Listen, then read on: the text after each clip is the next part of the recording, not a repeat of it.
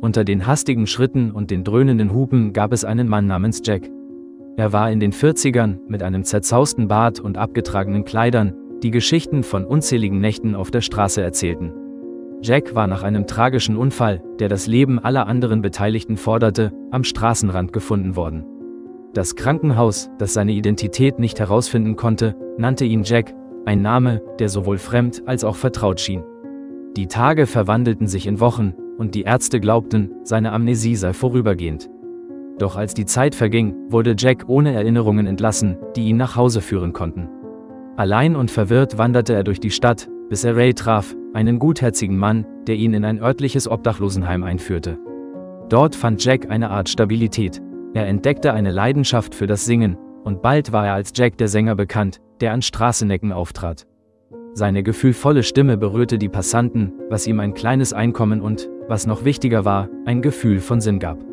Unterdessen blühte die Liebe für ein Paar namens Michael und Grace.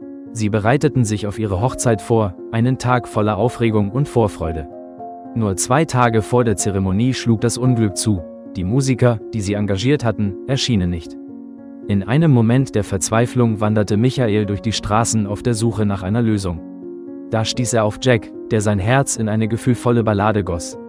Michael, von Jacks Talent fasziniert, näherte sich ihm mit einem Vorschlag: Wäre er bereit, auf ihrer Hochzeit zu singen? Am nächsten Tag kam Jack, verwandelt, an dem Veranstaltungsort an. Ein Chauffeur hatte ihm einen Anzug gebracht, der ihm überraschend gut passte, und zum ersten Mal seit Jahren fühlte er einen Schimmer von Hoffnung. Als die Zeremonie begann, füllten die Gäste die Plätze, ihr Lachen und Geplauder schufen eine warme Atmosphäre. Aber als Jack das Mikrofon ergriff, fiel ein unerwartetes Schweigen über die Menge.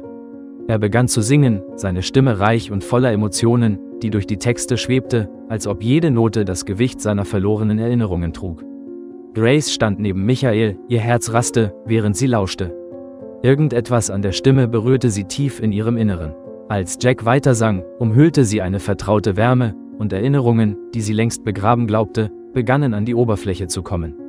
Während des ersten Tanzes des Paares erhob sich Jacks Stimme, und Graces Augen weiteten sich ungläubig. »Papa?« flüsterte sie, ihre Stimme kaum hörbar über der Musik. Der Raum verstummte, und alle Augen richteten sich auf Jack. Er hielt inne, sein Herz raste, als er Grace ansah.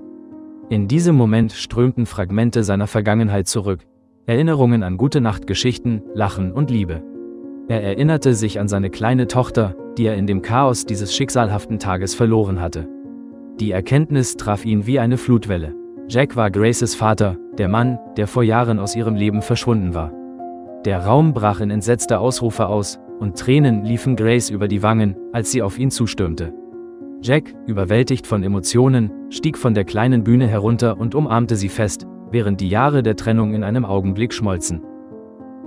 Liebe Freunde, wenn euch das Video gefallen hat, setzt ein Like und abonniert den Kanal.